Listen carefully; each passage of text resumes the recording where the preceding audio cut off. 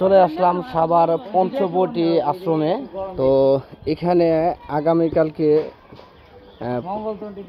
মঙ্গলচন্দ্রী পূজা হবে। তো আপনারা যারা এই জায়গাটাকে চিনেন এবং আপনাদের আশেপাশে যারা আছেন এবং দূর দূরান্ত থেকেও যারা চিনেন তারা অবশ্যই এখানে আসবেন। তো সবাই এখানে আসে, প্রচণ্ড লোক আসে। তো আমি শুধু একা আসি নাই, আমার সাথে আমার আরেকটি ভাই আসছেন, বড় ভাই স্বপন ভাই, বাদন মিডিয়ার। সবাই কেমন আছেন? কিছু বলেন আপনি। আমরা পঞ্চবটি আশ্রমে এসেছি। এখানে মঙ্গলচণ্ডী পূজা হবে এই জায়গাটার মধ্যে। এইটা সাজাচ্ছে, দিদিরা সাজাচ্ছে। আর এই যে প্যান্ডেলটা নতুন হয়েছে, প্যান্ডেলটা এখনও পরিপূর্ণ হয় নাই। আপনারা সবাই আসবেন, আপনাদেরকে দাওয়াত দিলাম। আগামীকাল এখানে পূজা হবে। পূজার প্যান্ডেলটা একটু ঘুরে দেখাইতেছি। প্যান্ডেলটা অনেক সুন্দর হয়েছে, দেখেন এই প্যান্ডেলটা অনেক সুন্দর।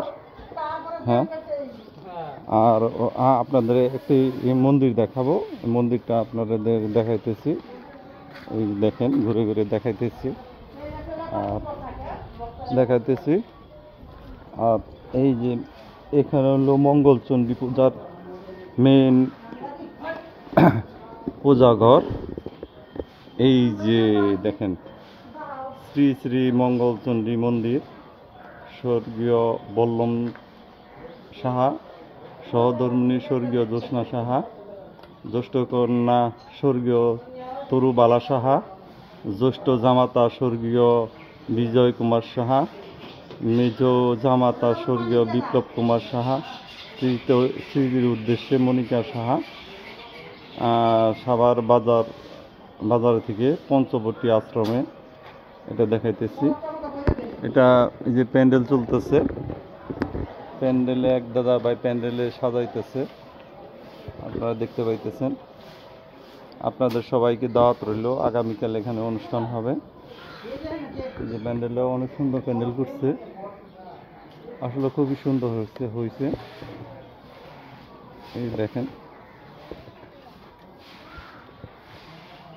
প্যান্ডেলটা অনেক সুন্দর, আপনারা আসবেন। এটা পুরোপুরি মজা এবং সৌন্দর্য দেখতে হলে আগামীকাল আপনাদের এখানে আসতে হইব।